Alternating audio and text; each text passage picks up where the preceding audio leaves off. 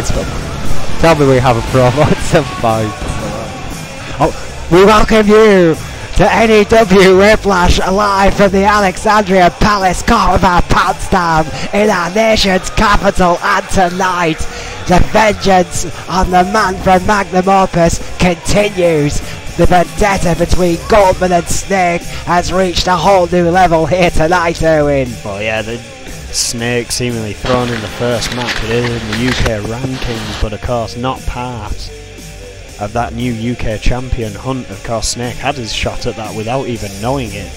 The first match to determine who went through in the qualifiers, and Wade Nelson beat him. It was at that point that Adrian Goldman let everyone know what was going on. Goldman and Snake's rivalry is continuing. I mean, I've got to wonder what Snake's angle in all of this. I mean, essentially Snake is a businessman, and surely it is bad business to piss off the bot in this manner, the way he has been against essentially the CEO of the company. I mean, that's surely suicide for Magnum Opus if this kind of behaviour continues. Well, maybe this perhaps could be punishment for the arrogance of Snake in recent weeks. Oh, yeah. Claiming Rick Weaver's going to get the Intercontinental title. Well, yeah, this triple threat table match between Snake and, of course, V and the Prodigy, which, of course, he's not particularly happy with Magnum Opus either, because, of course, Snake has named Rick Weaver the Prodigy of this business, and, well, the original not quite happy about that. V's completely insane and lives for table matches, so it could be an interesting one to kick off N.E.W. here tonight, but yeah, Alexander had seen its fair share of pay-per-views, Owen. Well, yeah, this one will have to live up to the hype. All three of these men failing to get through in that UK Championship hunt. And you've got to wonder why Adrian Goldman has put this together. Is this just punishment for Snake, or if he's wanting to test these three perhaps, with them not getting through into that championship hunt?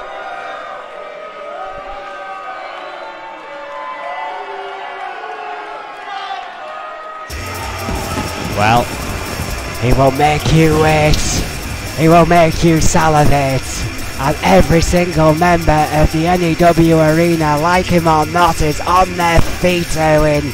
The mastermind behind the most influential group in wrestling today. The Brain and the EFW World Heavyweight Champion. Wait for it. Whenever he decides to let the lights come back on, of course. Snake arrives exactly when he needs to. 6'1" and 250. District 13 of Brooklyn, New York. Former European champion, former EFW World Heavyweight Champion over 50 days as EFW Heavyweight Champion already under his belt, Erwin. And what more can be said about this man? I mean, Rick Weaver in his stable, one of the most hot up-and-comers here in N.E.W, the Monster Vega, the man who has never teamed with anyone before in his illustrious career. The mastermind behind it all. Well, I've got to ask what it says when a so-called 7-time heavyweight champion has to have a developmental championship around his waist to prove a point. Well, whatever point he was trying to prove, he did. Perhaps he wanted to prove that he still got it against some of the best up-and-comers in the business. You could argue that point, considering a lot of people thought he was retired when he came back to N.E.W. And yeah, now ends up running N.E.W. and EFW shows as a competitor as well as a manager.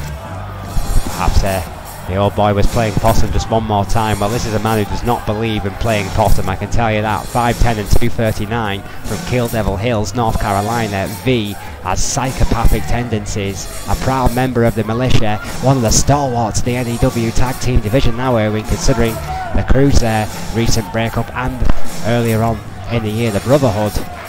The militia, one of the pillars now of the tag team division. Yeah, but V, sorry, I was going to say V was defeated by Snake in their last one-on-one, which probably plays heavy on the mind of V, especially with that conflict with the other members of Magnum Opus in the tag team division. It's true. It's interesting to note as well, V's single record as of late has been pretty impressive. I mean, the Adrian Goldman ruling that has come into play, so I mean, that all tag team members have to compete in singles action as well as tag team matches. It keeps these guys that little bit fresher, that a little bit sharper, and V's career has paid dividend to that new ruling.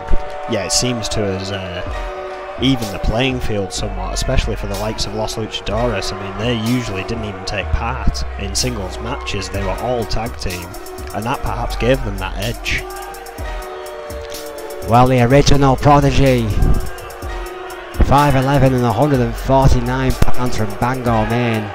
Another member of the locker room beef with Snake and the rest of Magnum Opus.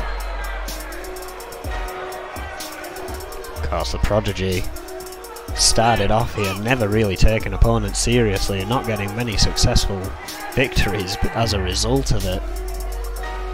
But then, since Kobayashi was moved to EFW, that seemed to have straightened this guy out. He seems to have sorted his in-ring game out and really become a player here in the UK division.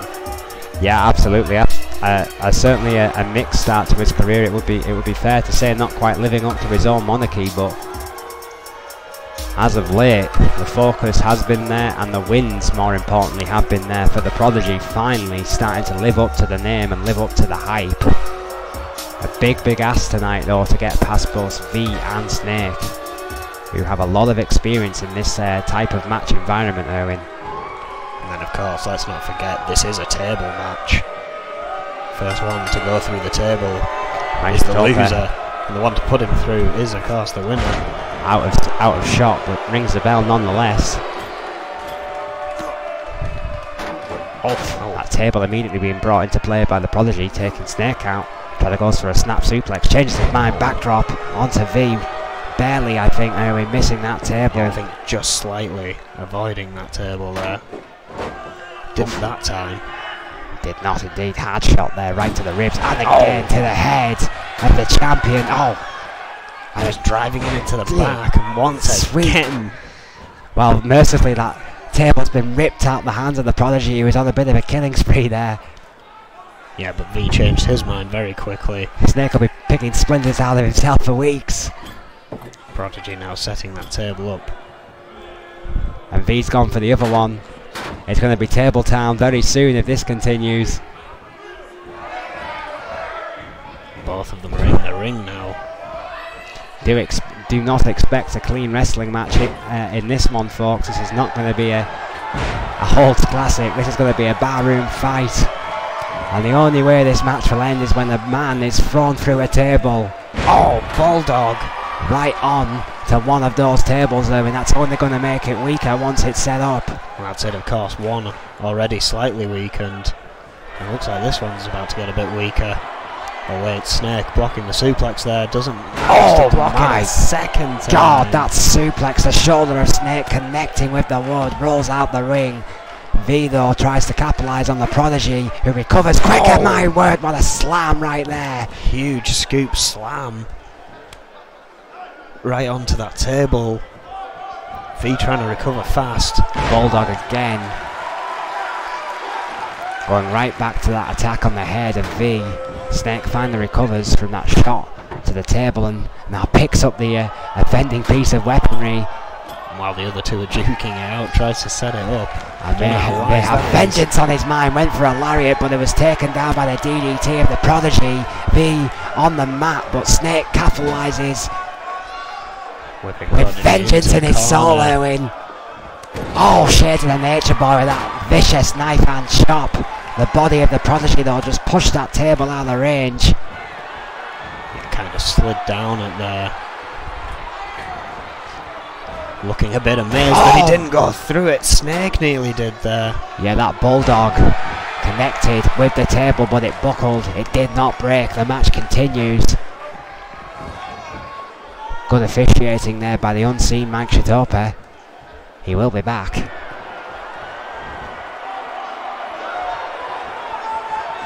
Prodigy managed to dodge that suplex though, but Snake straight in there. Dodged the backdrop, Erwin. beautifully executed by the 7-time world champion. Oh, what a full Nelson. V taken a little by surprise there, takes a table with him on his tumble out of the ring. Full Nelson overhead and those vicious clubs to the back of the Prodigy. The 8-time world champion, excuse me, is on a roll. How dare you not consider the EFW world title a world title, Owen? You as a world champion should know better. Well, again, when you've got people learning the ropes as your opponents, it's a bit different to here in N.E.W. Constant attack and magnum opus do not go unnoted. Prodigy in the tree of war, but blocks it, gets a knee to the head. Just remember, I haven't run anywhere in quite some time. And I am not fighting Baker. What a slam by the Prodigy! This match continues. V caught him though. Oh, scoop slam of his own. Yeah, cashing a few checks from earlier in the night, you would believe. A curb stomp that follows up to the Prodigy right across the head.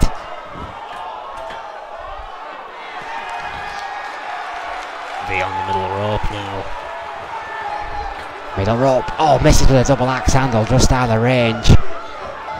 But runs him right into the table set up earlier by V. Could be trouble here. To be in a match like this. Oh, knife and chop. Again, shades of the Nature Boy. In the corner. V in the dangerous place. Yeah, already weakened table, as you quite rightly said. My word, how many chops now? Across the bow, if you will. It's only a matter of time before that table breaks. Oh, and that classic snake dropkick, one of the best dropkicks in the business. And I'm starting to wonder if there's a third person in this table match, with Adrian Goldman worrying that it might turn out like another Troy Webster table match. It is getting brutal already here. Brutal or not, Owen, they've not left the confines of the ring. I mean, we have to remember in extreme rules such as this, I mean, these matches can go long, they can get savage, but that is the nature of the beast on its oval right there! With that T-bone! I think it was Snake proving a point right there. My God, what a T-bone suplex! Exploding T-bone suplex!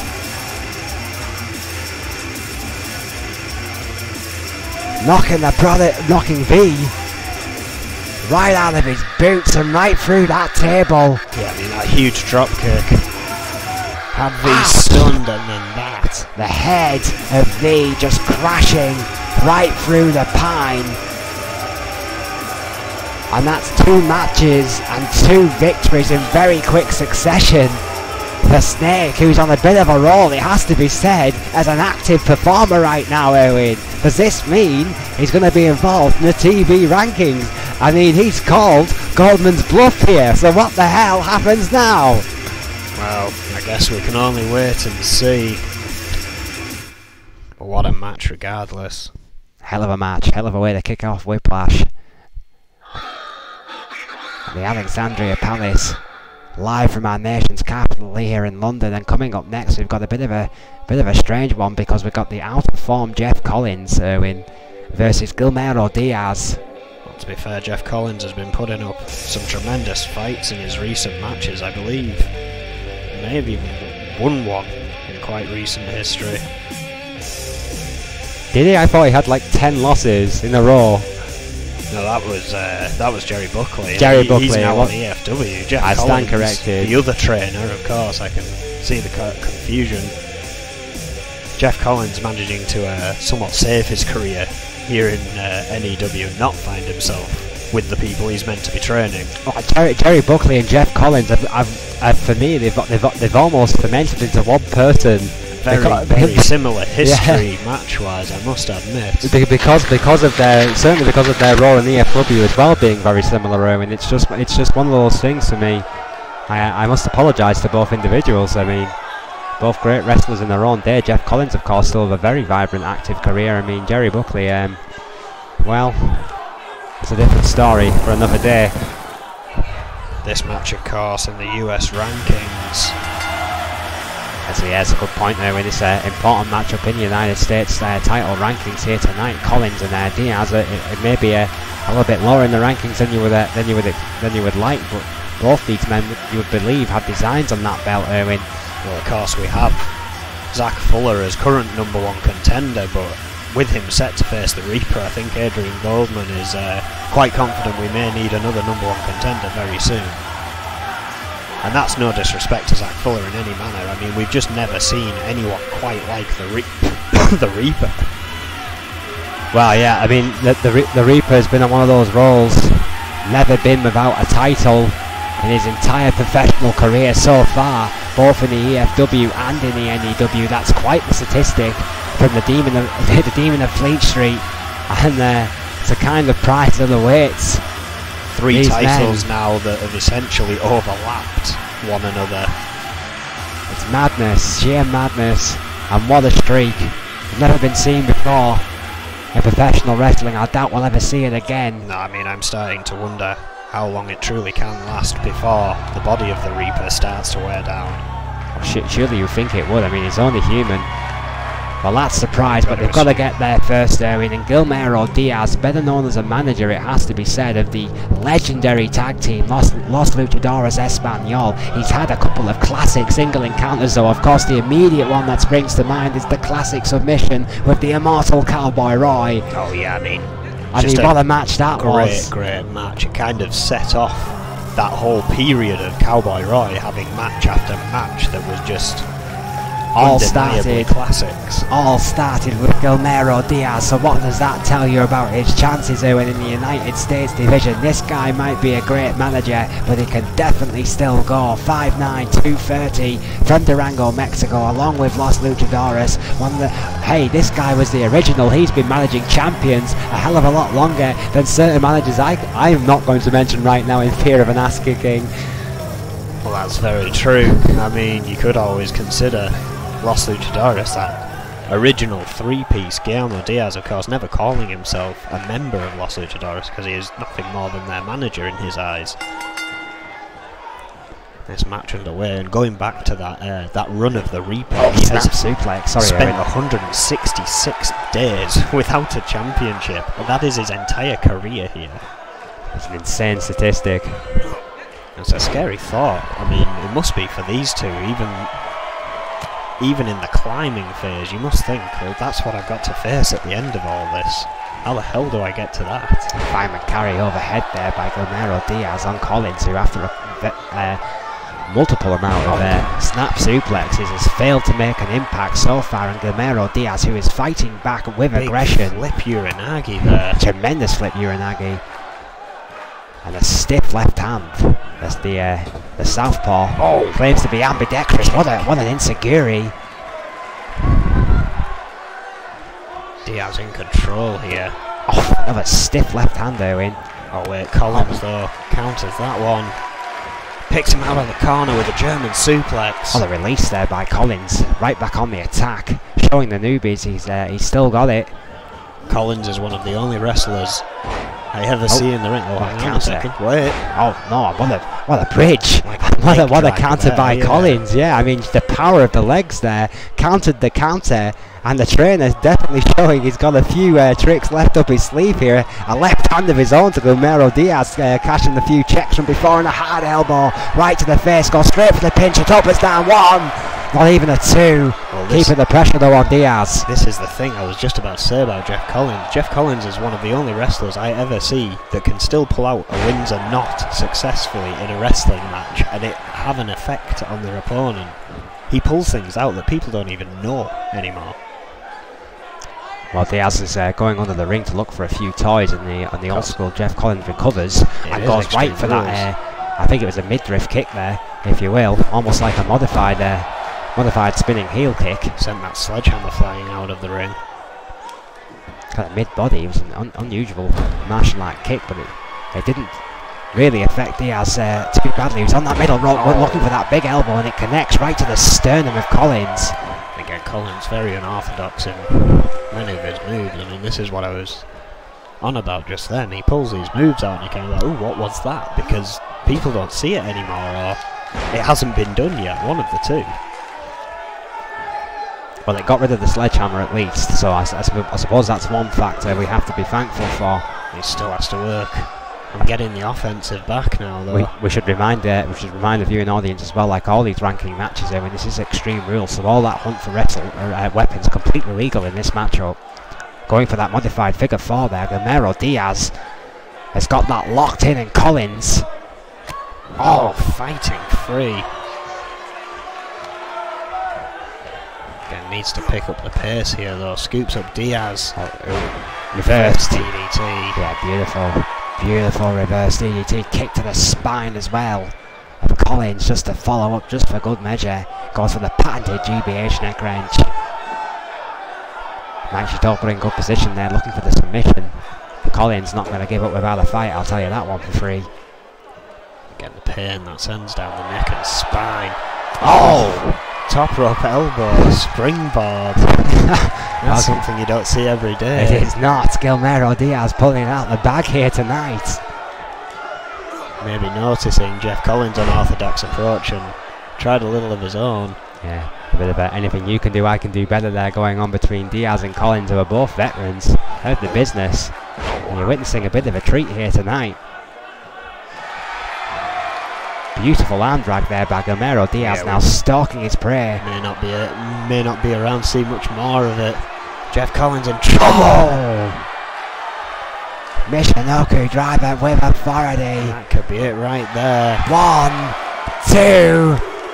Yes, it's over. Guillermo Diaz with an impressive victory over Jeff Collins after a back and forth affair. Again, Jeff Collins putting up a decent fight, but hard elbow there.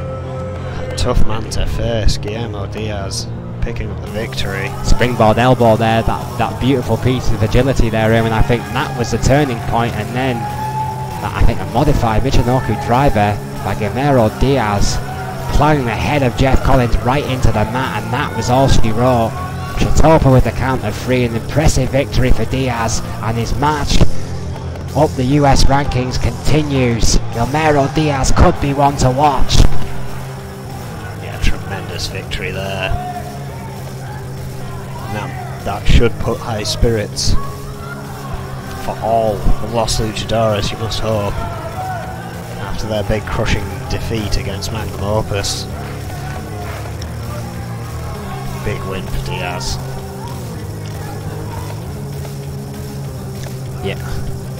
I mean, Diaz looked sharp, let's be honest there, and he really did in that one. So I think if the Reaper will need another opponent, then Los Luchadores wouldn't be bad backup for Guillermo Diaz against End Times. It's a very good point now that End Times are involved with the Reaper. I mean, we shouldn't be surprised if we see them helping him return that title anytime soon when things do go a bit more awry.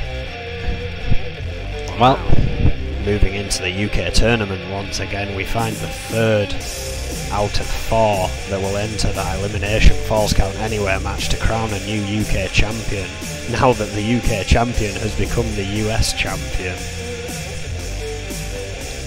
I mean, as soon as the Reaper was allowed that match, I kind of had a feeling, I mean, it's Brad Morse, but with the run that the Reaper was on, and still is on.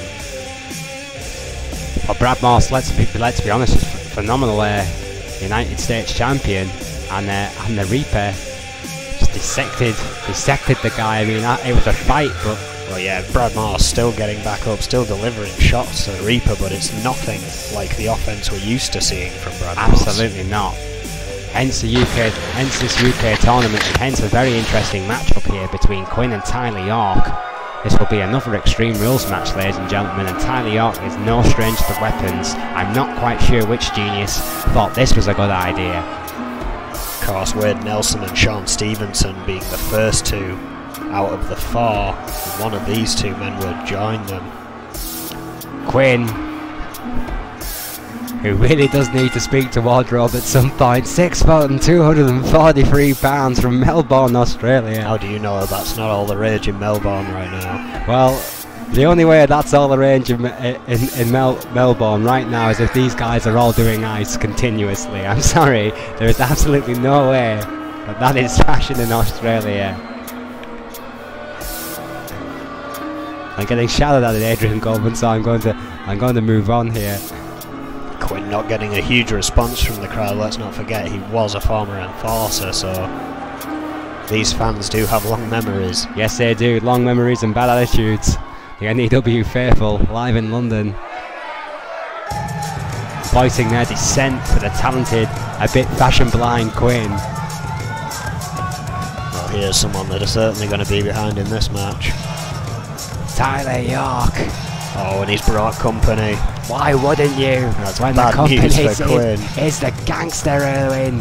Again, this one is just a one-on-one. It has been sanctioned as such. The Hit Squad, these guys are becoming two of my favourites. Tyler York, 6'1", 248 pounds from Houston, Texas. Former hardcore champion, former tag team champion. Yeah, with the gangster. His very brief run in the Authority. He was the first to leave, and it was within a couple of months of it forming, and all because of the gangster trying to remind him who the hell he was, essentially. Well, yeah, I mean, this is where the Hit Squad came from. I mean, these guys' childhood friends. It's been well documented, their relationship. Some would say the best hope to get the tag team titles away from Magnum Opus. Well, this kind of match, who does it favour? I mean, Tyler York, we know he's... Oh, Lou Fez. Well, we've been questioning of late the stamina game of Tyler York. I mean, as the Hit Squad, we've started to notice the gangster takes the beating. Tyler York does the quick offense. Yeah. Well, he's looking for some here. Yeah, the debate definitely does remain if Tyler York can go along, but when he can hit moves like this, what does it matter? Oh. Side slam Uranage. Bye bye, Quinn. Right, that might even be a record. Tyler York has done it again. In the eliminate, I mean, it's between him and the gangster, between him and Warlord, sorry, as to who's getting the fastest matches here in N.E.W. That was another steamroll by Tyler York there, and he finds himself as the third person in that elimination match, and you think if he can do that again, he could be the champion. You have to wonder, Erwin, though, you have to wonder, is this debate about Tyler York's long game starting to bother the young man? He's getting his matches finished so quickly, he's not letting anyone see him wrestle a long match. He's not giving anyone the chance to debate it, because it's never seemingly an issue for Tyler York, and every time someone is wise to that offense, he suffers the consequences. Does Tyler York need big match experience to win the gold? Well, this could be his best opportunity to get that singles gold in a long time. Finds himself in that UK tournament, UK Championship match at Riot 10, which is currently still... Well, actually, no. This is probably a good point to talk about this. After Chris Jones attacking me last night, I went back and spoke to Adrian Goldman. I told him to give him a title shot at Riot. He's getting his title shot. What? Yes. When? Well, I said on one condition. It's happening in a Hell in a Cell. Oh! I'm going back to my home to teach this boy a lesson. It's as simple as that. No. He sanctioned this? Goldman sanctioned it? Of course he did. Oh. Riot 10. It needs a main event. I mean, he now has 2 matches booked for Riot 10. Well, a mad because scientist. We're still searching for people to beat champions here. With no counsel whatsoever, as far as I'm aware, has booked the main event for Riot 10, and it will be Chris Jones versus Owen for the World Heavyweight Championship, and it will be Hell in a Cell. I hoped and prayed I would never see this day again in N.E.W. Well, coming up next, ladies and gentlemen, we have what could be one hell of a tag team matchup here tonight. Extreme Rules again, so it's a tornado tag. This is, of course, for the tag rankings, since Magnum Opus defeated their #1 contenders. Are searching for another one.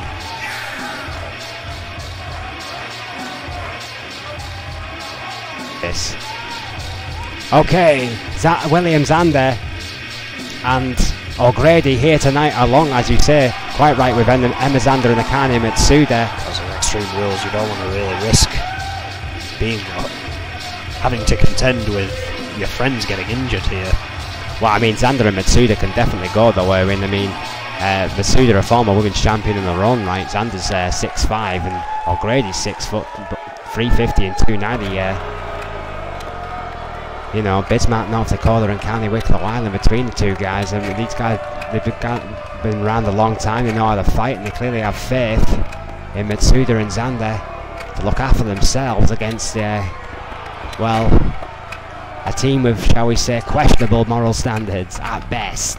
Yeah, definitely. I mean, this team from hell that's been assembled by the Reaper N.Times now has, as far as we're aware, 4 members, 3 of them, well, 5 members, 4 of them being in N.E.W, 1 of them being still over in E.F.W. Nate and Joe Freeman seemingly taking the roles in the rankings tonight. And it's interesting that they seemingly have come along here. Nate and Joe Freeman, the disciples of the Demon, may be on their own tonight. The Reaper expects excellence, and these 2 men may be expected to prove their worth to this hellish stable. 6'1" Nate, 220 from Denver, Colorado, and Freeman 6 foot, 224 from Copenhagen, Denmark. Well, we question Nate being put in that #1 contendership for the US Championship, which the Reaper holds. And we've got to question this again. I mean, why not put Grime in here instead of Nate? Why not put Grime in here instead of Nate, as he would be a fresher person? I mean, and I've got to question the Reaper's thinking, sending Nate into this match, but... Tornado DDT by Nate. Well, that may be the reason right That's your answer right there, Erwin. That's speed. Oh, kick to the gut and a big uppercut to the Tank William Xander. Freeman, meanwhile, opening up on O'Grady in similar fashion. Well, Tornado tag rules. Chaos and Mike Chatope, who needs to stay out of the way of this one. Yeah, this one's going to be tough for the ref. The hardest working referee in professional wrestling today. Our senior official. Oh, another DDT. O'Grady starting to fight back against Freeman here. Oh, throwing suplex there. Big suplex by O'Grady, the big Irishman, no stranger to throwing people around. Meanwhile, oh, from the middle rope, big flying elbow by Nate. To William Xander. Freeman, meanwhile, oh, backdrop from O'Grady, which leaves Xander Enterprises 1 man up in the ring currently. Nate alone. Yeah, I mean, O'Grady beating on Nate, and now William Xander has decided to join him, run to ropes once again, and Freeman finally back into the ring. I never thought I would see the day, Erwin, when the original... Oh, my word. What a fight. Gutbuster there. Yeah. Very unusual offense there by Freeman. Goes to work on Xander instead now.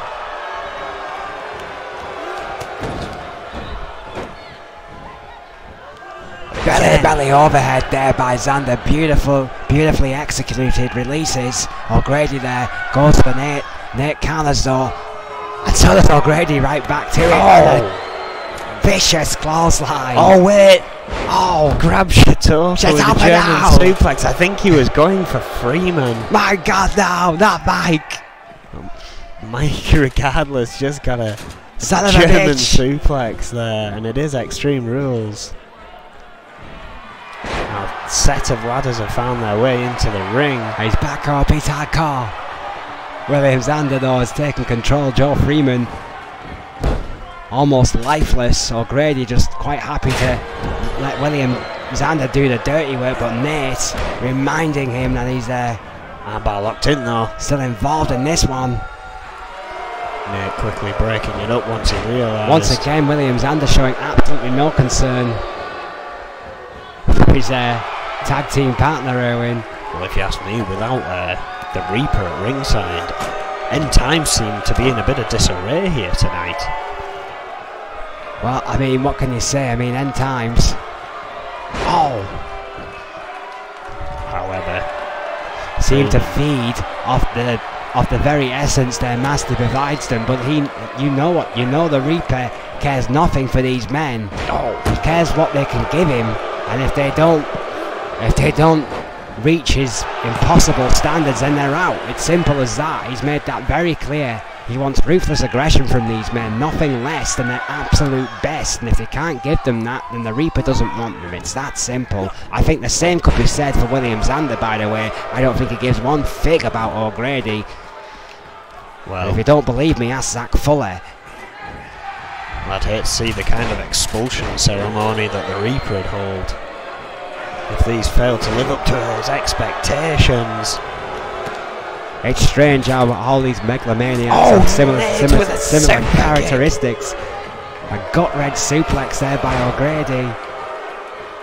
May have just saved William Zander there. It's funny, isn't it, how O'Grady rushes to the aid of Zander, but Zander does nothing to help O'Grady. Well, this match has shown nothing but very interesting tag team dynamics that do not bode well to the future of these tag teams, if you ask me. Oh, what a German suplex by William Zander. I mean, Magnum Opus would be sitting right now somewhere and watching this match and laughing, because these two are teams here that are fighting for their title, and both of them are in complete disarray here. Oh, well, standing Uranagi to O'Grady there. Take that, O'Grady.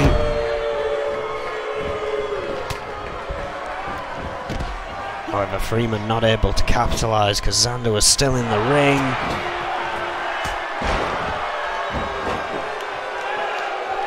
Caught with an enziguri in the corner there. Zander goes for the pinch, top is down. 2. No! Kick out from Freeman. No, it would have been far too late to break that up, but he's back in there now. Death Valley driver. Is that a kendo stick? Yes, it is. Ouch. Take that. And a big vicious knee to the head of the original Demon, Joe Freeman. I'm not quite sure because of all that goddamn face paint doing, but I believe Joe Freeman is spitting up blood. Again, you can't really tell all that red face paint on there. Yeah, I think you can see some of the blood on there. On there, I think it's O'Grady's knuckles there. So I think that's going to confirm it. Nate, though, was capitalised. Yeah, just completely ran through DDT, went for the pin. Took out his partner in the process. Hey, if it gets End Times a win, do you think the Reaper will lose any sleep over that? Oh, hell no, of course not. Not for 1 second. O'Grady, though, the big Irishman, no stranger to a brawl. Fighting back. Pushing Nate out there. Oh, but caught with a kiss of death from nowhere, quite literally could be the kiss of death. The ring is clear. Back in. Zander needs to break this up. That was a quick break up by the big man, 350, with incredible speed. For a man his size, he said every match he's in. It's always staggering to me how quickly William Zander can move. At least 2 points in this match where it could have been over. 1 for each team. Zander though, Kahina clutch. Yeah, we've seen this one win a few matches as of late though. Nate though, in the right place at the right time. Oh, Grady not seen him come back in. Reverse, Chopper's down, I don't think Zander's seen it. Grady kicks out, Zander's gone for the pin in the meantime. 2, no, split break up again by Nate. Flurry of pins here by both sides. Finally a bit of teamwork by all 4 men. Sit out powerbomb. And a knee to follow up by Zander. O'Grady, however, after the sit-up powerbomb, goes for the pin. Chitopa's down 2. No! Nate's still kicking out. Well, regardless of their ability to function as tag teams, they definitely want a win here. Nate going for the crab now. Yeah, the Nate crab locked in there. O'Grady's in trouble because he can't reach the ropes. And he taps. And he does tap. Zander too busy suplexing the hell out of Joe Freeman to realise maybe Xander was too concerned with hurting Joe Freeman to check on his tag team partner. Perhaps another serious lack of judgment in my eyes by Xander Enterprises. While it was sloppy, it wasn't the best tag team performance you're ever likely to see, but N.Times did get over the line. That kiss of death practically on the sledgehammer was the turning point. Well, again, you'd definitely never call this a tag team clinic, but it was certainly interesting and it was brutal. And in the end, N.Times managed to capitalise on William Xander being distracted, essentially. Down to the wire there. Flurry of pins just prior to it.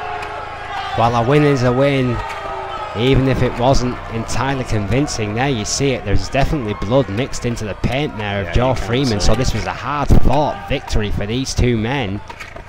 Now there's a deep, darker shade of red in the face that I'm used to seeing, and the original Demon Joe Freeman Irwin.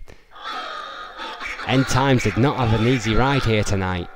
Well, we're keeping with the tag theme here, and we're moving on into the women's tag, which has been somewhat ignored as of late. Well, yeah, the hottest women's division in professional wrestling today, and it demands attention. So here tonight we're going to see Sonya Jackson and Farrier face off the female branch of Xander Enterprises, Emma Xander, the wife of William, and Akane Matsuda, the Empress, former women's champion in her own right. Of course, this division was somewhat put on hold while we got closer and closer to finding who would take on the Sonya Jackson for the singles title. Of course, that's now Alice Young, who is one half of the women's tag team champions. And now the title she holds, rather than the title she is after, is being hunted for here tonight. Of course, there's a lot fewer teams in the women's division as well, so it will not take as long to find a number one contender. It's a good point, Erwin. A lot of these women now running double duty, a lot of these women with designs to be one of the second dual champion in our company's overall history. Sonya Jackson, of course, currently having the women's championship, has a big opportunity to do that here. But of course, likewise, so does Alice Young. Oh yeah, all the possibilities. A lot of important matches coming up for these ladies in the next few weeks here. Jackson and Farrier, the Scorpions, have made one hell of a team so far.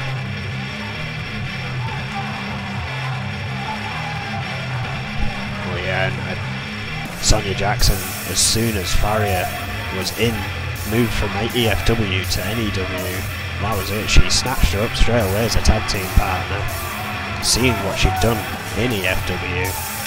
Yeah, I think it was a great move by Sonya Jackson. I'm also pretty sure, I haven't confirmed this with Farrier, but I've heard in the rumour mill that Sonya Jackson did have a part to play in the training of the Queen of Mind Games, Farrier. So you know, there could be more to this team than meets the eye. I mean, Sonya Jackson, 5'3", 126 pounds from Messick, Vermont, 3-time women's champion in her own right, so she clearly knows how to spot talent. Farrier, 5'8", 152 pounds from Lisbon, Portugal originally, now resides in Liverpool. Former EFW women's champion in her own right, proud, a hell of a developmental women's champion as well, Erwin. I mean, she took everyone by surprise with that victory. We always mention it, but what a hell of a fighting champion she was. Oh yeah, great victory. And again, great defences, eventually losing that belt, of course, which gave her the option to move here. I mean, that's essentially how EFW seems to have worked recently. You've got to get the big title before you're even considered worthy of moving over to the big card. And Farrier did just that.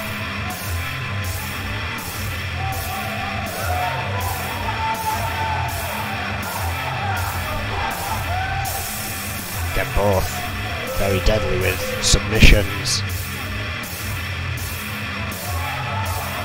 Certainly a team to be fearful of, but of course Xander Enterprises also did the same as soon as Akane Matsuda came over.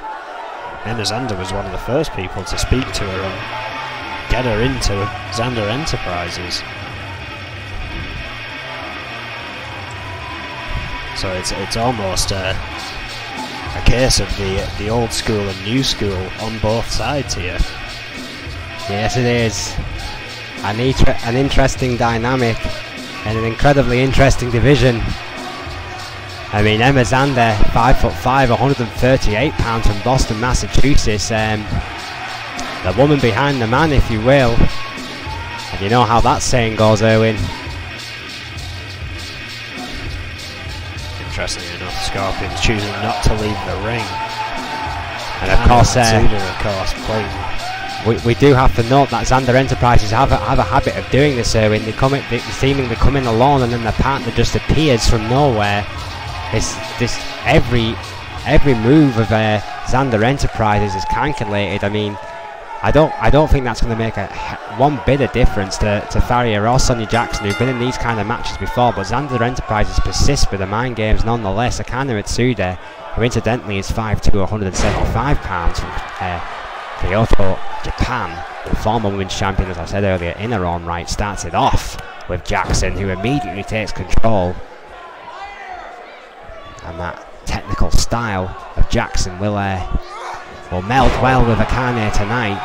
Both these ladies hard-hitting warriors, both veterans. Of course, Matsuda, a New Japan Hall of Famer, along with the legendary Crazy Hammer. Two of our best signings from Japan so far. Oh, Jackson with a springboard double axe handle.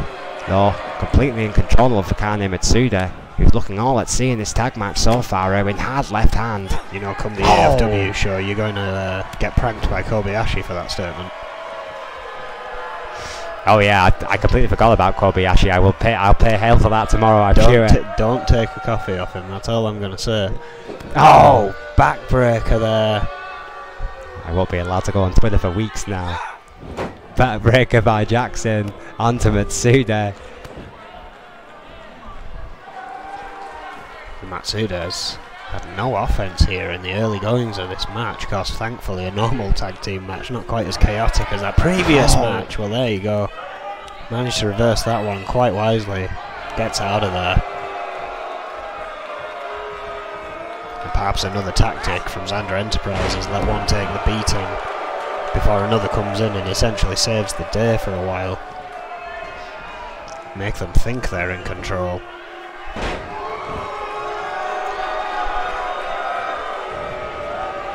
Oh! Big powerbomb by Zander onto Jackson. I think Jackson was going for a Hurricane Rana there, but it didn't quite work out. Yeah, Zander had it well scouted, that Hurricane Rana, a staple of Sonia Jackson. Emma Zander clearly doing her homework. That back rake follow up after the push-out powerbomb. And a tag made to Akane Mitsuda, and that's an interesting tactic there by Zander Enterprises, letting the more technical of the wrestler do the hard work, if you will. We're bringing it to the outside here. Oh, wait, no. Oh, going to bring her back in the hard way. Oh, big suplex over the top rope to Jackson. And just like that, Jackson makes a blind tag to Farrier. The mistress of mind games. The two former It's fresh. Women going at it now. Yeah, two old enemies. Farrier and Akane Mitsuda know each other very, very well and do not like each other one bit. Again, very submission savvy, these two. Oh yeah, they've had a couple of hellacious submission matches, Erwin. Farrier and Akane Mitsuda, stuff of EFW legend.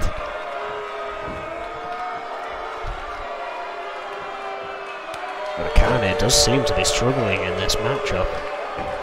Yeah, I mean, you know, some days you have it, and some days you don't. And tonight, Akane Mitsuda is not looking her usual lethal self, and Farrier, who is no slouch, is capitalising.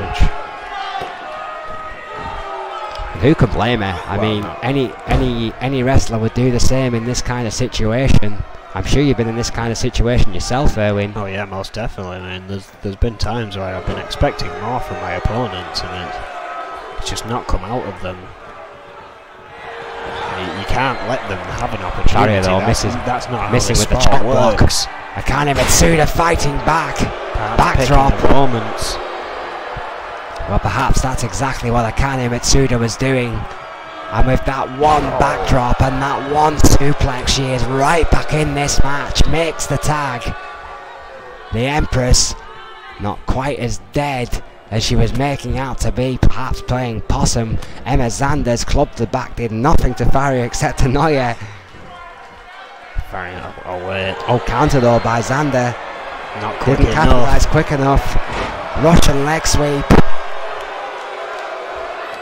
by N.E.W's Catwoman, one of the quickest ladies on the roster. And I've got to think this is a bit of a tactic from the Scorpions as well. She's better than Halle Berry, but she's not quite as good as Michelle Pfeiffer. She's still got a lot to learn. I mean, notice how long Sonya Jackson has spent out of the ring in this match. Yes, she started it off, but Faria has been in there for a while, and that's perhaps... Oh, now that is what you call a leg sweep. Sonya Jackson trying to save Jackson. No room for error there by the veteran from the Scorpions. I mean, again, you've got to consider she has a match coming up against Alice Young to defend her title. Well, like it or not, I mean, Faria is still relatively new to wrestling. Sonya Jackson has been there so many times before. She has to be the ace in the hole in this team. It's the same with Mitsuda in the women's division of Zander Enterprises. I mean, no disrespect to Emma Zander, but she spent the majority of her career as a manager. Yeah, of course, wrestling very early on in her career, dropping to manager and then coming back as of late. Still yet to capture that women's title. Oh! You talk about improvement. You talk about work ethic. You talk about the will to be better, and you cannot really look any further in the women's division than Emma Zander. The improvement in this woman has been staggering, Owen. Makes that tag to Masuda, can hang with a 3 times women's champion. You couldn't have said that 12 months ago. Oh, what a double team. Power bomb, elbow drop. Combination there. Couldn't have said it better. Shatopa's down, but Faria lightning cat-like reflexes. Double axe handle to the back, but suplex just for a trouble. Akane Mitsuda going right back onto the attack on Jackson. Oh, what a clothesline. And again. And a drop kick just for good luck, and Jackson is reeling, a sternum on fire. Shatopa trying to maintain some kind of honor. Akane Mitsuda having none of Faria's interference with a tag team partner. What a T-bone suplex. Sweet Jesus, what a T-bone. Emma Zander though dropping down. Yeah, Emma Zander telling Akane Mitsuda to get back to work. And again, that selfish streak of William and Emma Zander. It may have cost them right here. Sonya Jackson. I hope every wrestler in that locker room is watching this match. And I hope they learn from the mistakes of Zack Fuller, Akane Mitsuda and O'Grady. What a suplex, what an ungodly suplex by Jackson, who allowed Mitsuda to make the tag to Zander, and perhaps Jackson feels that Zander is the easier pickings. Dodges the clothesline, went for a right hand and took her down with a slingshot. 3 moves and Zander is down. GBH neck wrench. I thought the foot might have broke that with the count there, with the rope break there. Get my words out. Shatopa says no. Perhaps not quite close enough. I couldn't quite see it from his angle. Regardless, it continued. Zander looks out of it here. Oh! The double knees. The quadruple knees by Jackson. Goes for the pin. Shatopa's there too. No! Somehow Zander dig down deep. Managed to kick out of that. Fighting free here. Oh, what a lariat. Short arm. Short arm clothesline. Waits for Jackson to get back up. With bad intentions. Oh, drop kick. Big drop kick off the top there. Right to the sternum, Owen. Jackson there in a lot of trouble here. Emma Zander is fighting back. taking it right now to a 3 times women's champion. Who'd have thought that? That just shows the improvement she has made. Oh, well, that slingshot inverted suplex. A good double team by Xander Enterprise. And they're clearly feeling confident. Taking her time now with Sonia Jackson. Oh, but reversed. Perhaps too much time wasted there. Oh, over the top rope. Continues the attack. Off to the midsection. Over the top with this sunset flip powerbomb. Tremendous sunset flip powerbomb. I mean, the strength in the legs of Jackson to just slingshot her opponent round like that. Akane Mitsuda has no answer right now. And for the Scorpions, time to gloat. Yeah, both these teams with an arrogant streak a mile long. Not afraid to get under these fans' skin. The London crowd do not appreciate that one bit. Yeah, it seems a bit of jeering for either team here. Yeah, no particular fan favourite in this one. Both teams with bad attitudes. Sonia Jackson now stalking the prey. Akane Mitsuda after the neck breaker, looking in serious trouble. Oh, well, we've seen this. What a DDT! Planting DDT by Jackson. Chatopa's down for the count. Farrier trying to get to Xander, misses. Double axe handle to break the pin. And again, I've got to point out, there are people that learn moves and perfect them so well that even the simplest move can be a devastating one. Jake the Snake invented that move, and Sonia Jackson is one of the best in N.E.W. Jackson might have perfected it. Farrier and Xander are perhaps having their own personal battle. Chatopa has lost all control. Yeah, Chatopa trying to get these other 2 women out of the ring. Sunset goes for a pinch. Chatopa now finally focusing on the count. Xander is down. No. 2-0. Akane just getting free there. Akane Mitsuda saving Xander Enterprises by the skin of their teeth, but the advantage is the Scorpions. Xander will have to leave the ring. She does. Double axe handle from the middle rope. Farrier now on the attack on Akane Mitsuda, who has been in that ring for a long time. Guillotine, top rope. Yeah, of course, let's not forget Emma Xander at one point refusing to let her make the tag. Scorpions now sensing blood in the water. Oh, what a splash. Tremendous crossbody from the middle rope. Hurricane Roundado by Mitsuda. What a counter by the Empress, the veteran. Lightning fast there. Pulling out an old school trick there. The very pits of her playbook, she may have needed it. Yeah, that might be the very turning point right here. Back into Xander Enterprises corner. Akane Mitsuda on the top rope. Going for it again. Oh, there we go. Powerbomb elbow drop combo. Going for the pin. Jackson's 2. Akane is waiting, and somehow Farrier gets a kick out. Xander wasn't happy with that one. And again a 2. And again Farrier kicks out. That constant pressure applied to the mistress of mind games, who refuses to stay down, showing her own tough streak. Oh, leg sweep. Beautiful leg sweep. That jiu-jitsu-like maneuver by Farrier has put the Scorpions right back in control of this matchup. Xander needs a tag. Farrier stops that from happening. Chatopa, perfect position to ensure no foul play. I think Farrier was considering a tag herself there. Hurricane Rana. Blind tag made, finally. And Farrier not able to stop that one. Farrier again stalled, and perhaps that could be the moment. Perhaps that was the mistake. Akane though misses with the drop kick. Excuse me, clothesline, but connects with a drop kick. Farrier now the one in trouble. This match has been so back and forth. What a T-bone. T-bone overhead by Akane Mitsuda. Farrier now trying to crawl back to a corner, but it could be all too late against the Empress. She is not a New Japan Hall of Famer for no reason.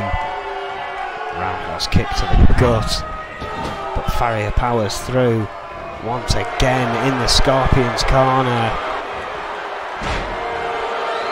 Oh wait, hang on, we've seen this before. Oh! The double stomp as the figure 4 is applied. 2. Yes, and it's over. The double stomp, double team was enough for the Scorpions. Xander Enterprises have had a night they will want to forget. And what a big hard-fought victory for the Scorpions here, but you've got to wonder what kind of condition that puts Sonya Jackson in now for her women's title, well, not title defence, but trying to stop the opportunity of Alice Young getting that title shot. Absolutely, I mean, Jackson had to do a lot more work than she would have liked tonight. But nonetheless, the Scorpions with a hard-fought victory. And now they're essentially... The dual championship is still on, Owen. 2 more teams to face before they can reach a match against the champions. True force. It's 2 tough teams. We're in our main event after some very, very strong words between these two. Yesterday, Adrian Goldman said, "Keep it in the ring, we're booking a match for this one." Yeah, and Hannibal Jacobs and Casey Judge, after that war of words, will go one-on-one tonight. And you have to wonder what state of mind both these men are in. And we both know what these men are capable of, Erwin, and we know what kind of match it is. I mean, there will be blood, it's almost certain. The only question is whose. Well, of course, the other thing as well, this is in the N.E.W. rankings, so it's just as important for them as far as championships go. They still want to climb that ladder, and Adrian Goldman is giving them their chance to vent at each other as well as do that. Hannibal Jacobs, Casey Judge, 2 volatile characters. Casey Judge with a questionable disciplinary record, to say the very least. Hannibal Jacobs, a questionable psychological report. Extreme Rules. This is gonna get ugly. N.E.W. will live up to its name in the Palace tonight in London. Sellout crowd. N.E.W., we thank you once again for joining us. And that was possibly the best entrance in N.E.W. today. The unorthodox Hannibal Jacobs, 6'2", 355 pounds, from Albuquerque, New Mexico, former TV champion, of course, a 2-time N.E.W. World Heavyweight Champion. I've got a question, what's in the water down in Albuquerque, New Mexico? That makes you watch Flash Gordon and decide, yep, that's how I'm going to come down to the ring. Well, whatever decision it was for Jacobs, he made it, he stuck with it, and it has been a success. You can't argue with that. Well, no, I mean, those 2 runs, 115 days in total, N.E.W. champion. He's been at that mountaintop for quite some time before. No doubt wants to get there once again. Well, unorthodox, deranged, unique, all words used to describe Hannibal Jacobs, but tonight, another word, angry. Casey Judge has poked the bear, and this one has gotten personal. Yeah, Casey Judge once again saying he's been ignored, when the fact is he hasn't won matches that matter here. Hannibal Jacobs pointing that out to him last night didn't seem to settle well with Casey Judge, and it turned into a slugfest in the ring. Hence this match up here tonight. Again, it is Extreme Rules, so it's probably going to get a little crazy here between these two. Yeah, I mean, you got a question as well, Owen. Which one of these men does this match favour? I mean, both these men have had a lot of experience in an Extreme Rules situation. Does that almost just even up the field? Is this anyone's game here tonight? It's a very good question. I mean, as you say, both of them very used to being able to utilise weaponry and the lack of countouts. I think it is still an even playing field in that respect, but of course, if you look at recent records, I think Hannibal Jacobs is doing better in the way of winning matches than Casey Judge is. Although that being said, Casey Judge was in the main event of Riot 9. That is true. Hannibal Jacobs did not make that journey. And we talk about Hannibal Jacobs' questionable psychological report. I mean, what does that mean about Casey Judge, Erwin? Oh yeah, he's been in a mean streak ever since he joined the Enforcers way back when. And he confirmed that mean streak not so long ago in a match that frankly had to be stopped due to its viciousness. 5'11", 220, Des Moines, Iowa, former European champion, former Intercontinental champion, former N.E.W. World Heavyweight Champion. You don't like him, no one likes him, people question his ethics and his methods, but he is undoubtedly successful. Jacob knows this. These two men have both been to the top of the mountain and want to go again. What a match this could very well be. Chitopa rings a bell, and here we go. And again, I want to remind you, I mean, way back when Casey Judge came into this, he beat Vega for that N.E.W. championship. And he was well received by this crowd, but something in him snapped somewhere along the way. And this is the result. Casey Judge having the better of the start, but Jacobs fighting back with that stiff right hand. Oh! Hard clothesline to the back of the head of Judge. Oof. Perhaps circling him a bit too long there. Oh, backbreaker. Oh, Judge though with a boot there.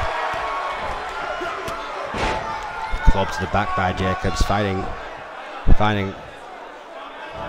back, should it say, against Casey Judge. Get my dentions back in, Erwin. I was kind of caught off by the fact that the crowd is actually quite clear cut here in this matchup. Yeah, it has been quite surprising. Oh wait, hang on. Holding on for it. Second backbreaker. Not a third, surely. Oh, a trio of devastating backbreakers by Casey Judge onto Jacobs. Has changed the dynamic. Club to the back. Trying to shake off that earlier suplex by Jacobs, who's, you're going to feel it, let's be honest. Hannibal Jacobs 355 to Casey Judge 220. Pretty clear who's got the weight advantage in this one, Erwin. Oh, Jacobs clothesline by Jacobs. Knock Judge back into next week. Now quickly going to the outside to find some weaponry. Just brought in the table. Oof. Judge though quick. Keeps him away from it. Hard left hand by Judge. Runs the ropes. Oof. You don't see that one every day. And again. Perhaps trying to wear Jacobs down there. The old baseball slide, that is old school. I don't think Jacobs expected that. I certainly didn't. Wow, that's taking you back to Drills Day, that one, Erwin. Surely that patented GBH neck wrench there by Jacobs. I was waiting for a leapfrog, perhaps. Thinking better of trying to jump 6'2". Jacobs are going back again. A modified camel clutch there. Expertly avoided there by Judge, who can use that speed advantage. Oh, fall away slam. Judge quickly rolling out of the ring.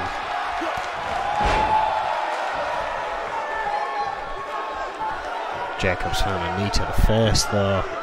Once again, this is back in Casey Judge's courtroom.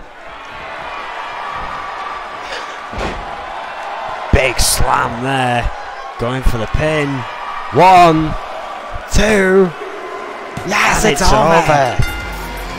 Wow. Just like that. Just like that indeed. Not quite the epic confrontation we expected. Casey Judge, the master of knee to face, smashed Hannibal Jacobs. What a victory for Judge. Yeah, big Death Valley driver there at the end. Completely put Hannibal Jacobs out here. I mean, I think that Death Valley driver, it just came from nowhere on him, and Erwin, and Jacobs just had no response. But well, a shocker. Really the result everyone was looking for here tonight in London. Well, an end is an end, and a victory is a victory. Casey Judge rolls on. Thank you for joining us. What a controversial Whiplash. Good night.